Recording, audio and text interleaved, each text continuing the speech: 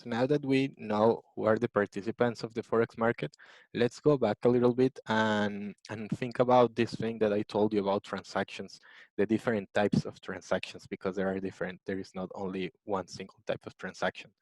So first, we have the first type of transaction that I call normal because it's maybe the most popular one, but its technical name is called spot, right? So spot means right now, today. Technically, it's still possible to be on spot if the transaction happens today or tomorrow. And why is that? Because imagine right now it's quite late in Australia. They are just waking up.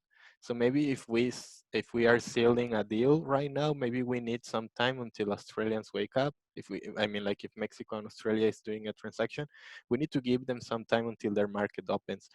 Or maybe right now even ours is closed, so we need to wait a little bit until it opens. So it will be in about, I don't know, 12 hours. So maybe that can be difficult if we do transactions worldwide.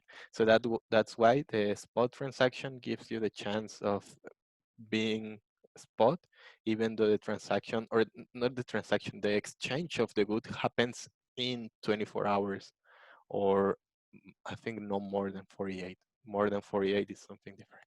So spot is a transaction that happens right now, that the exchange of the currencies happens right now or in the next day.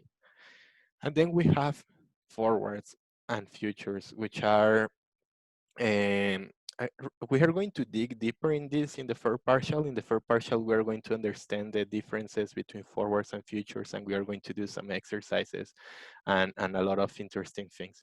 But right now, you only need to understand that the main difference between the spot transaction and the forward and future transactions is that these two, forward and futures, happens in the future. It happens more than more than 48 hours from right now. So that's the main difference. Do you remember that I told you that there are 5 characteristics of transactions that need to happen in order to be a transaction? So this, the spot and the forward and future have the same, or they are okay with 4 of these characteristics. With price, they set the price right now. We set the price today. Um, with place, we set the place where we are going to exchange the currencies. We also set the currencies. Um, what am I missing? Price, asset, place.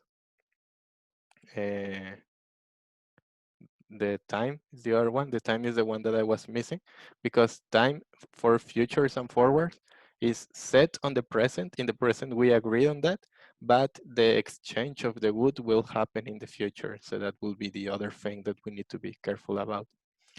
Uh, and finally, another type of transaction that we will also learn a little bit more about this in the third partial are swaps. Right now, you only need to know that this is a different kind of transaction, and this transaction is basically the exchange of something. It's like, I think the Aztecs called swaps, they called the swaps a trueque, which is exchanging something. Like maybe I want to buy uh, a TV and I have a computer, so we can make a swap. That's a basic swap. But in finance, very common swaps are like, maybe I can get, I have access to a loan of Mexican pesos, and another company who is in the US and they want to invest in Mexico, they don't have access to that loan. So what we can do is that I can give them my loan and they can give me their loan in dollars. So we exchange the loans. So that's a common swap. Another common swap is about interest rates. Like maybe I'm a huge company that have access to a lot of interest rates around the world, and I am worldwide known. So people are happy to give me their money. So I have a very low interest rate, and maybe there is another company who is not doing well right now, and people are charging them a lot of money. So what we can do is that we can swap the interest rates, and I'm going to charge that person a fee, of course. But we are going to talk about these swap transactions, I think, in third partial, mostly forward, future swaps and options. That will be the topic of the third partial. And just this final reminder, but super quick. Remember, foreign exchange rate is the price that you need to pay for a foreign currency. So it's basically the price, how many dollars for 1 peso or vice versa. And remember again, this thing about direct quote and indirect quote, you don't have to memorize this. The only thing that is important is that you need to remember and you need to understand how you can convert from direct to indirect just by doing 1 over the number that you have right there, right? So you can, if you do this exercise, you can just divide 1 over this and you will get the amount of yuans per dollar, because here you have the amount of dollars per yuan. So don't worry that much about this. I think with more practice, it will become clearer. You don't have to memorize this thing about direct and indirect because it's quite confusing. Just remember that it exists.